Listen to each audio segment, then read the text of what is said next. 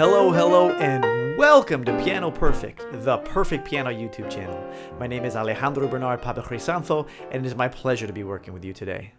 First and foremost, I'd just like to thank all of the new subscribers that have joined this channel recently. Since my past video, I've gained 25 new subscribers, and for a small channel like mine, that's a big deal. So thank you so much, and I'm going to keep on making great content to make you glad that you stuck around. If you want to jump right into the lesson today, go ahead and check out the description where I've time-stamped each of the different practice areas of this tune. This introduction is going to have a little bit more talking than usual. Today's video is an extra special video brought on by a sub request, someone who's been with this channel a very long time since the beginning. You know who you are. I appreciate you. Thank you so much. I hope you like it. What I love about viewer requests is that it gives me a little mini research project to focus on for a couple weeks, and I'm excited to bring back with you what I've learned. So if there's something that you're interested to learn, go ahead and put it in the comments. If it piques my interest, I'll study it and then I'll get back to you. So for example, check out this upcoming video that I have. I never thought that I would be doing something like this.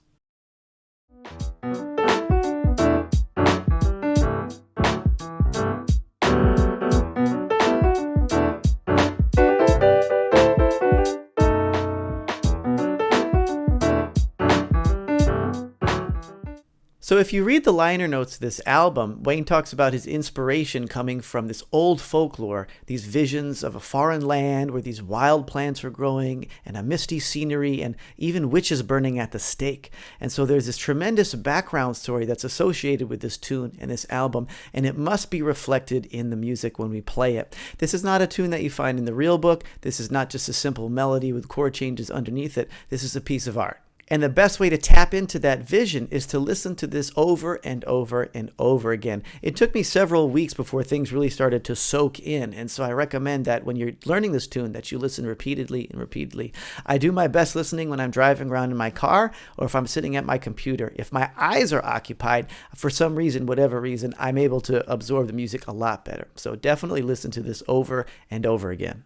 Check out the lead sheet that I've attached in the description. The form of this tune is A-A-B-A. The A section has 3 subsections to it. It has an 8-bar vamp, that's modal, then it has a 2-bar transition, and then another 4-bar modal vamp, right? That makes a total of 14 bars in the A section. It's really unique. Then he repeats that entire A section again.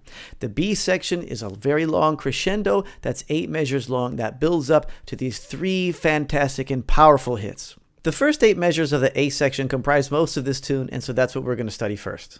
And the melody is pretty easy, right?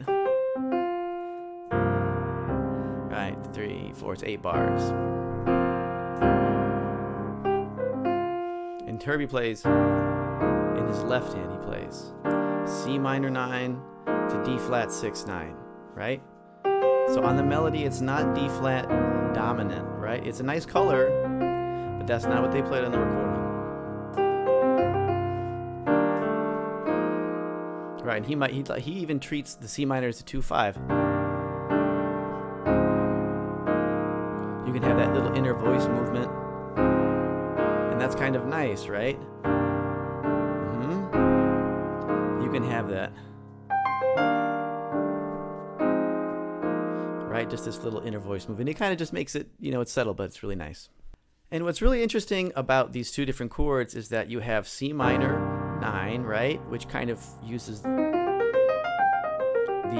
E flat major pentatonic or C minor pentatonic, however you want to look at it. And so does D flat, right? So you have a lot of common tones. Even the melody is built off of common tones, right? And that can inform your soloing.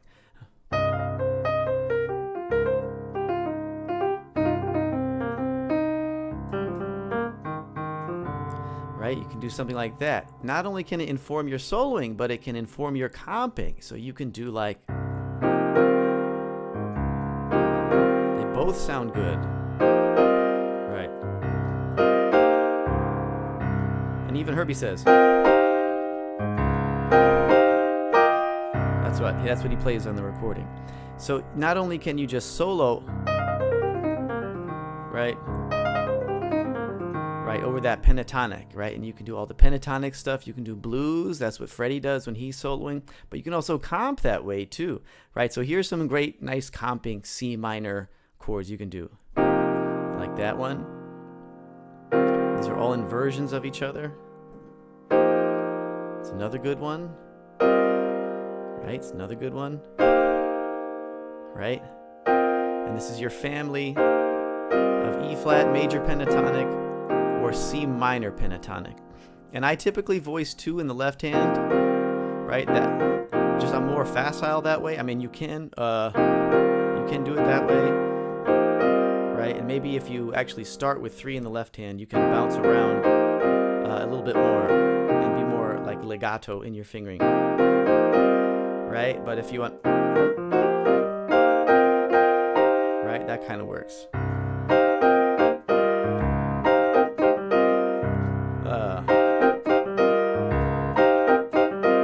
Right, that kind of stuff just sounds really great, and that's how Herbie approaches it. Also on this section, the D flat is a little bit more flexible, right? So it doesn't have to be major every single time. And even Herbie, when he's playing behind on the 1, 2, 3.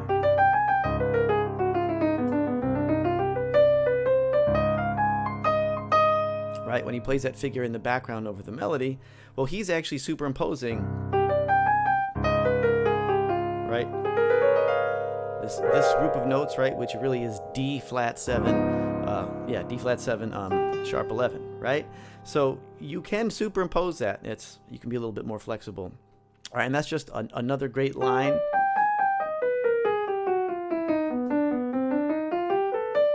That Herbie plays.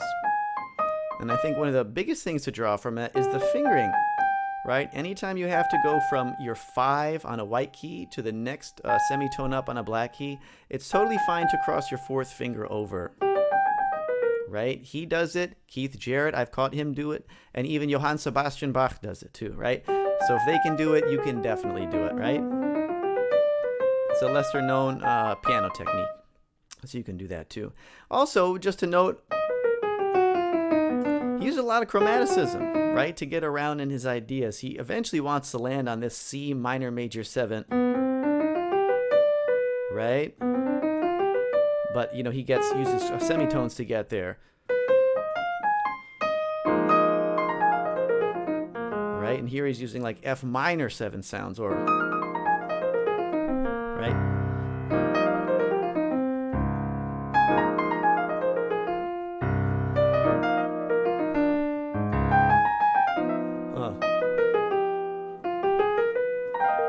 You can do that too.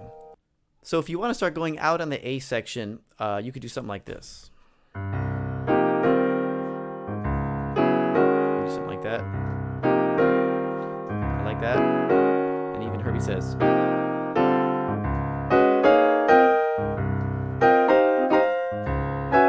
right, you can do that kind of thing, right? And these so what voicings, they just have so much energy.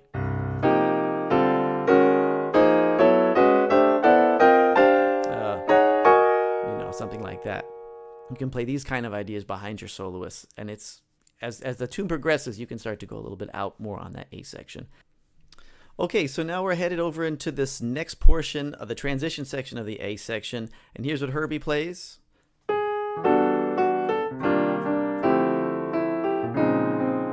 Something like that, right? In the real book, it's sometimes listed as E minor to A7. That's totally wrong. It's totally wrong. It's E minor 11, C minor 11, D minor 11, B flat 11 to your A7 flat 5. Now, on the melody, there's no thirds. You can't hear any thirds. So you might even be able to argue, too, that it's actually E sus to C sus, D sus, B flat sus, and then you finally hit your A7. And they're interchangeable, right? So you could do it with your, minor sounds, or I like to do it like this. What did I say? I like to do it like that, right? I'll show you again slowly. Yeah. Right, this is like E sus, C sus. And this is beautiful. That's good, right? Sometimes I like to put the E in. Sometimes I like to do the F sharp. Right? They're both, really distinct. And when you put them both together, just a little too crunchy, right? And so you kind of miss out on the flavors, right? You just want to have that one. That's kind of nice too. So when you're soloing on this, you just want to grab a piece of each, right? They could be little nuggets. They don't necessarily have to connect to each other. This is what Freddie said. He said something like this. 1, 2. You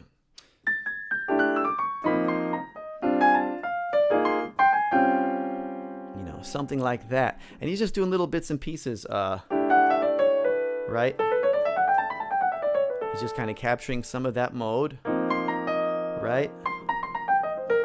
Right, just capturing a little bit of that C minor sound, right? It's just basically the triad there, D minor triad, right? You can do something, right? Right, and then he resolves, you know, to that tone, right? So I think as long as you're headed towards that A chord, it's totally fine. So maybe,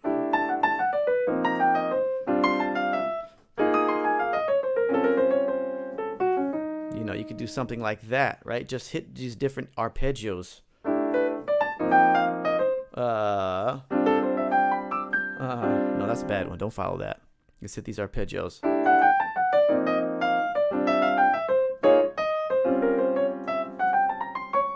You know, something like that. You just hit bits and pieces of them, right?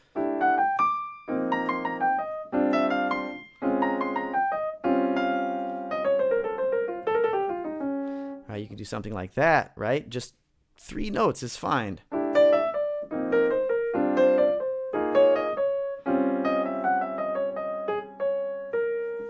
You know, you can do something like that, right? That'll be fine. Bits and pieces.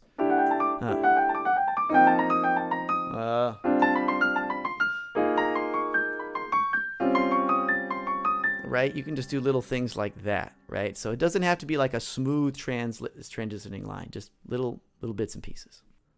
Okay, and then we get into this next modal section where it's like A7 flat 5, right, to this B flat minor 9. Right, and Herbie said this. Whoa, whoa. Normally you want to hear this. He said,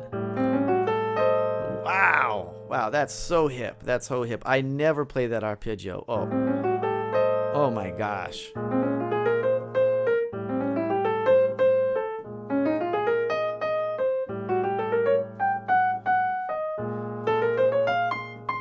Right? You have so many things to play with. And I think just knowing your modes is so important. Right? Because then you can kind of think like pitch patterns a little bit, right?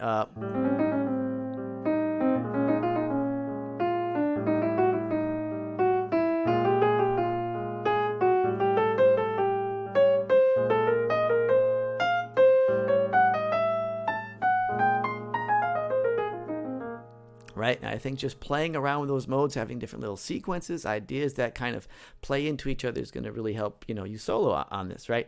So again, I love this voicing. And I want to talk about this B flat minor 7 voicing for a second. Now, B flat minor 9 really is 2 chords next to each other, right? There's an A flat over B flat minor 9, right? And it's really, really, really beautiful.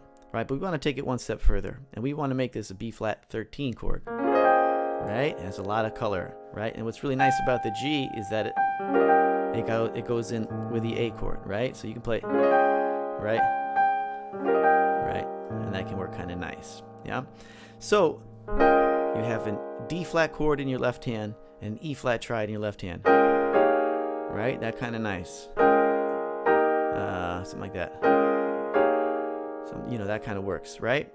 So you can use, and if you want to get some voicings, right, as long as you have D flat in the left hand and E flat in the right hand, you can start to mess around with the different inversions, right? That's a really, really nice one. Maybe I'll do root position. It's a little bit more crunchy, yeah? Maybe I want to do root position, but I'll do first inversion left hand. Right? That's really nice. Maybe it works a little higher. It's very pretty up there. Yeah. Maybe I'll do, you know, like this, root position left hand and second inversion right hand. How does that work down here? Woo! Isn't that nice? Isn't that so nice? It's really, really great. So if you have a D flat triad and they're kind of close to each other, I don't know, maybe we'll separate them. Let's try it. See what this sounds like. That sounds like 2 different chords there. They're not close enough to be together. That one's kind of close. you know, something like that. Now, here's a problem. When you start to put the D flat on top of the E flat, actually, no, there's no problem. That sounds excellent. Never mind. I didn't say nothing. Okay, check out this voicing. I just think it's bad. I like that one. I think that's so bad. Okay, so here we're going to be talking about that B section.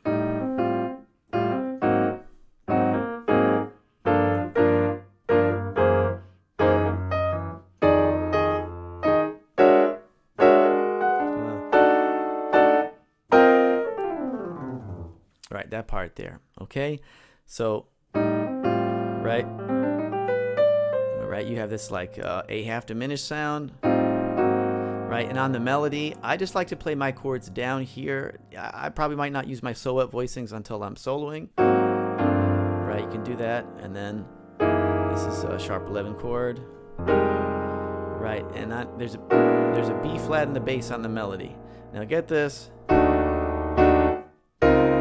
Right, there's 2 chords there. I don't like that voicing. Right, so it's this D over E flat, and then it goes to, you know, D flat 6/9, D flat major 7, sharp 11. So make sure you include that hit. And Herbie says this. Right, and he strokes his hand down the Y keys. So you want to definitely hit that D flat chord too. Don't forget about that one. Okay, so again, on the melody, you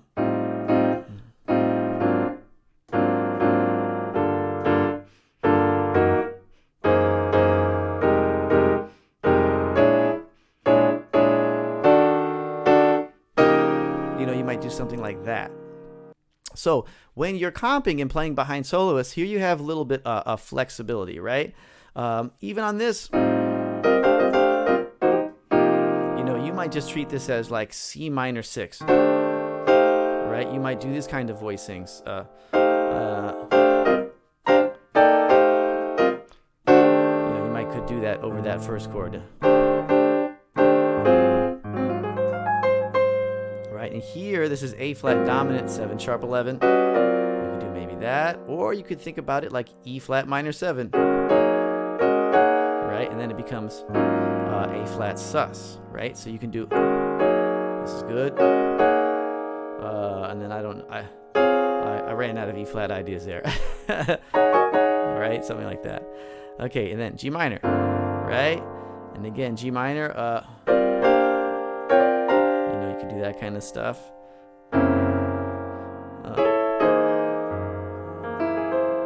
I like this voicing. That's a good one. Or you could superimpose A flat triad on top. Alright, that looks pretty good. Sounds pretty good. And then you have this one. Right? And he might go, there's a number of things you can do here. Right? You can make it an E dominant chord. You can make it a B flat dominant chord. But it has a lot of alteration. So try to keep that 2/5 in mind. Maybe something like that. And then when you get here, now on the solos, you don't have to play D over E flat, right? You can also play just like Herbie did behind Wayne. He said, right? And he made this beautiful chord. Oh my goodness, right? It's got that melody note. It satisfies that melody, but he changed the guts of the chord. It hits so nice.